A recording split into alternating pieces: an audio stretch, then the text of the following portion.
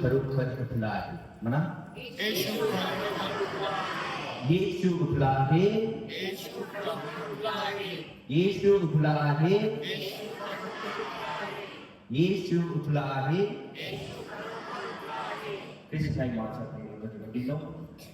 आज प्रभू येशू ख्रिस्ताच्या पुनरुत्थान म्हणजे अंधारावर मृत्यूवर विजय या सण साजरा करीत आहोत. आणि हे साजरा करीत असताना आपल्याला एक सुंदर स्टोरी सांगू इच्छितो. एक व्यक्ती शांत बसतो. शांत बसून तो मनन चिंतन करतो स्वतःच्या जीवनाचा विषय आणि विचार करत असताना मनात अनेक विचार करत असतो. आणि त्यावेळी हा म्हणतो, हा जगामध्ये सर्वात श्रेष्ठ किंवा सर्वात मजबूत असं काय होऊ शकतं हे त्याच्या मनात उत्तर येतं. लोखंडाचे आधी विचार करतो, तर लोखंड त्याच्या मनात येतं. लोखंड म्हणते माझ्यापेक्षा कोणीतरी आहे स्ट्रॉंग, ते म्हणजे फायर. कारण लोखंडाला फायर बिल्ड करून टाकतो. आणि फायर तुमची मनचिंतन करत असताना फायर सांगत आहे की माझ्यापेक्षा सुद्धा कोणीतरी एक श्रेष्ठ आहे, बलवान आहे, तो म्हणजे पाणी. आणि मग पाणी म्हणते माझ्यापेक्षा सुद्धा अधिक कोणीतरी श्रेष्ठ आहे. तो श्रेष्ठ म्हणजे सूर्य. कारण सूर्याचा तापामुळे पाणी इव्हॅपोरेट होते, गॅस बनून जात असतो. आणि सूर्य विषय मनचिंतन करत असताना सूर्य म्हणत आहे की माझ्यापेक्षा सुद्धा अधिक कोणीतरी श्रेष्ठ आहे, तो म्हणजे ढग. पावसाळ्यात आपल्याला दिसायला भेटतो, ढगामुळे काही दिसत नाही, सूर्य सुद्धा दिसत नाही, डिम पडून जात असतो. आणि तर ढग म्हणते माझ्यापेक्षा अधिक कोणीतरी श्रेष्ठ आहे, ते म्हणजे डोंगर. जिथं डोंगर आहे तिथं पाऊस पडतो, म्हणजे ढग तिथं अडवून जात असतो. तर डोंगर या व्यक्तीला सांगते की माझ्यापेक्षा सुद्धा अधिक कोणी बलवान आहे, शक्तिशाली आहे, तो आहे मनुष्य प्राणी. कारण मनुष्य प्राणी डोंगर सुद्धा खाली पाडून टाकतो, रास्ता बनवून टाकतो, म्हणजे तिथं डोंगर आहे वेळ करून टाकतो. आणि शेवटी स्वतःवर येतो. मनुष्य प्राणीवर श्रेष्ठ आहे का, दूध आहे का, बलवान आहे का. आणि हा व्यक्ती असं सांगत असताना, विचार करत असताना त्याला घडतो की मनुष्य प्राणी सुद्धा श्रेष्ठ नाही. कारण शेवटी काही वर्षानंतर हा व्यक्तीला मृत्यू त्यांना शारीरिक रूपाने खतम करून टाकतो. आणि मृत्यू सांगत असते की मृत्यू म्हणते की मी सुद्धा श्रेष्ठ नाही, कारण माझ्यावरती कोणीतरी विजय मिळवलेला आहे, तो ख्रिस्त प्रभू आहे. Hallelujah, hallelujah, hallelujah. ख्रिस्त काही माझा प्रिय भगिनींनो, आज ख्रिस्ताचा विजय मृत्यूवर आपण साजरा करीत आहोत. आणि साजरा करीत असताना कोरियाचे लोकांना असे म्हणत असतात की एक कोरियन ख्रिस्ती जो आहे, एक ख्रिस्ती लोकांना रेझरेक्टेड ख्रिश्चन्स किंवा पुनरुत्थित ख्रिस्ती असं म्हणत असतात.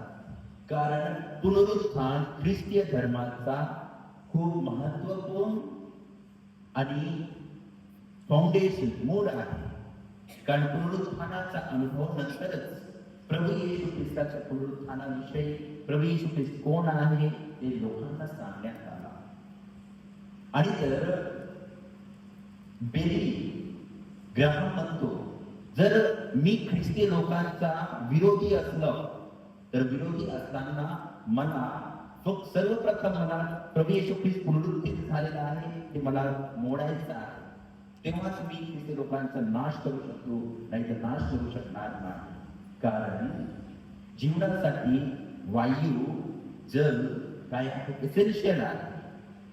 तसे ख्रिस्ती लोकांसाठी पुनरुत्थान, येशू ख्रिस्त जिवंत झालेला आहे, हा एसेन्शियल आहे. आणि तर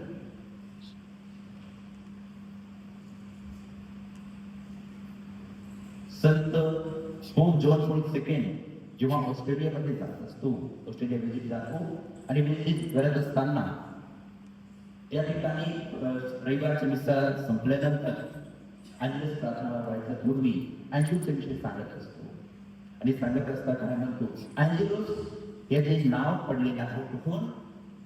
एंजल पासून. एंजलने पवित्र मरियेला संदेश दिला आणि संदेशामुळे एंजल येत असतो, देवदूत येत असतो, एंजल पासून अँजलूस असा शब्द येत असतो. तर हे सांगत असताना काय म्हणतो, we do not pretend that life is all beautiful. We are aware of darkness and sin, of poverty and pain. But we know Jesus has conquered sin and passed through his own pain to the glory of the resurrection. And we live in the light of his paschal mystery, the mystery of his death and resurrection. संत काय सांगत आहे, आपण एक बोलत नाही की जीवनामध्ये फक्त आनंदच आनंद आहे, दुःख सुद्धा आहे, गरिबीता आहे, तिथं पापे आहे, परंतु हे सर्वातून जे कोण प्रभू येशू ख्रिस्त आहे त्या रहस्याचे आपण सदस्य आहोत.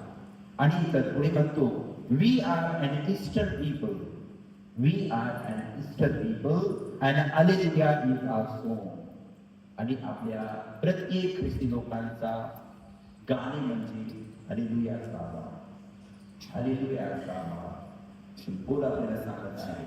आणि तर पुढे संत पौल सुद्धा आपल्याला सांगतो, प्रभू येशू ख्रिस्त खरोखर उठला आहे की नाही याच्यावरती जेव्हा संत पौल लोकांना सांगत होता त्यावेळी कित्येक लोक म्हणत आले की तुम्ही जे ख्रिस्त उठला आहे ते शक्यच नाही, कोणी मेलेल्याला उठू शकणारच नाही असा बोलत असताना संत कोरिन्थीकरास पत्र अध्याय 15 मध्ये ओवी 12 ते 19 मध्ये आपल्याला पुनरुत्थानाविषयी सगळं सांगत असतो. त्यावेळी काय म्हणतो, पुनरुत्थान विषयी घोषणा होत आहे, परंतु कित्येक जण म्हणत आहे की मेलेल्यांचे पुनरुत्थान नाही. तर पुढे संपूर्ण उत्तर देत आहे, जर मेलेल्यांचे पुनरुत्थान नाही तर ख्रिस्त ही उठवलेला गेला नाही. पुनरुत्थान नाही तर ख्रिस्त उठला नाही आणि ख्रिस्त उठवलेला गेला नाही तर आमची घोषणा व्यर्थ आहे आणि तुमचा विश्वास सुद्धा व्यर्थ आहे. आम्ही जे स्वतःचे जीवन ख्रिस्तासाठी समर्पित केलेलं आहे, ख्रिस्तासाठी आम्ही दुःख भोगत आहे, सर्व व्यर्थ आहे जर प्रभू येशू ख्रिस्त उठला नाही. आणि संत पौलाचं काय होतं, संत पौलाला कोणासाठी? ख्रिस्तासाठी. ख्रिस्ताचे माणसासाठी. संत लोक आपल्या शुभवर्तमानामध्ये आपल्याला सांगत असतो. काल आपण ऐकलेलं आहे पवित्र संत लूकच्या शुभवर्तमानातून, आजच्या शुभवर्तमानातून, योगाच्या शुभवर्तमानातून पहाटे काही स्त्रिया कपड्याकडे जातात आणि फक्त स्त्रियाच पाहतात आहे, पुरुष कुठे आहे? पुरुष घेऊन लपले आहे, ख्रिस्ताचं दुःख पाहून पळाले आहे, भयभीत आहे. आणि स्त्रिया जेव्हा जातात सदरूपच्या शुभवर्तमानाप्रमाणे 2 पुरुष कबरामध्ये बसलेले आहेत. म्हणजे 2 पुरुष कोण आहेत? देवदूत आहे. आणि हे देवदूत काय सांगत आहे त्यांना? 3 गोष्टी त्यांना सांगण्यात येत असतो. सर्वप्रथम ते म्हणत आहे, तुम्ही जिवंताच्या शोध मेलेल्यांमध्ये का करता? ही स्त्रिया प्रभू येशू ख्रिस्ताला लेप लावण्यासाठी, सुगंध लावण्यासाठी जात असताना, कारण त्यांच्या हृदयामध्ये प्रभू येशू ख्रिस्ताबद्दल प्रेम आहे.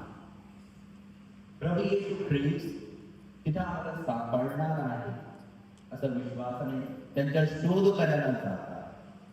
ते शोधणारी स्त्रिया होत्या आणि शोधत असताना प्रभू येशू ख्रिस्त हा देव प्रवेश दिवशी सांगत आहे की तो मेलेल्या उठला आहे, तो जिवंत आहे, त्यांना मेलेल्यांमध्ये काय शोधता. आणि तर पुढे देवदूत काय सांगत आहे, तुम्ही त्यांनी सांगितले, येशू ख्रिस्ताने तुम्हाला काय सांगितले आहे, सांगितले होते त्याची आठवण करा. म्हणजे रिमेंबर, तुम्हाला काहीतरी सांगितलेले आहे प्रभू येशू ख्रिस्त त्यांच्या जीवन काळात. आणि ते काय सांगितले आहे, मनुष्याच्या पुत्राला पापी जनांच्या हाती धरून देण्यात यावे, त्याला क्रूसावर ठेवण्यात यावे व तिसऱ्या दिवशी त्याने पुन्हा उठावे याचे अगत्य आहे. हे होणारच आहे. मला दुःख सोसायचं आहे, मी मरणार आहे शारीरिक रूपाने.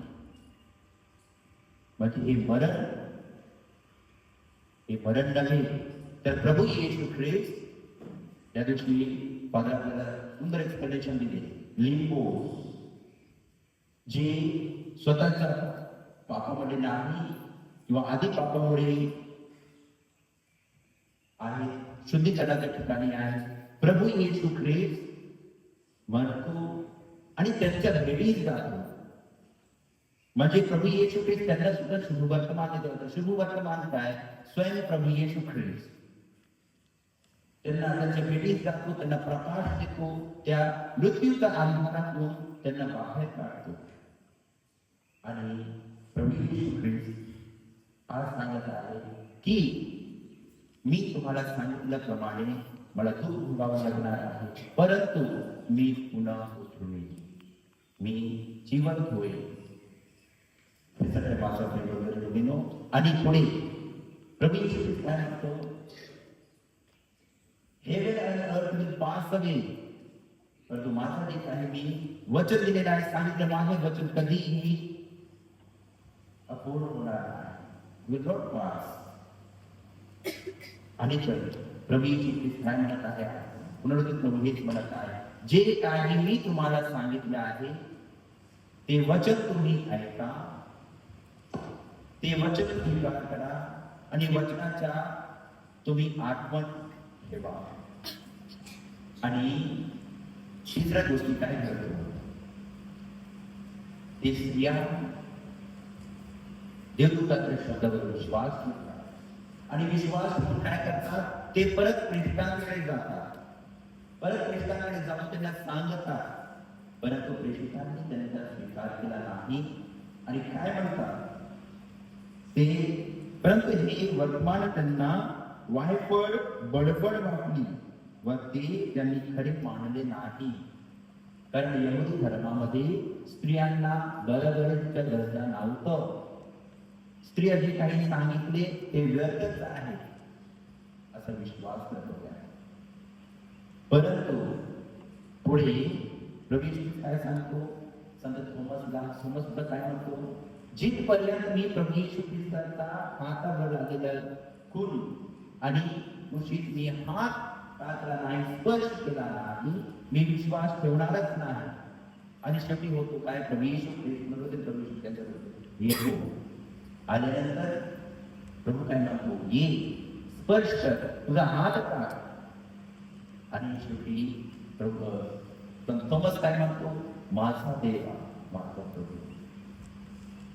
त्याचे डोळे उघडतो. तर प्रभू काय म्हणत आहे, धन्य तुम्ही, कारण तुम्ही न पाहता तुम्ही विश्वास केलेला आहे. आणि चौथा म्हणजे विटनेस, साक्ष देणे. ही स्त्रिया प्रभू येशू ख्रिस्ताचा पुनरुत्थान झालेला आहे, जिवंत झालेला आहे, हे ऐकून आणि समजून अनुभव घेतले, साक्ष दिले. परंतु प्रेषितांनी कुठे टाकले होते, चार दिवाराचा पोलीस भीतीने भयभीत झालेले होते.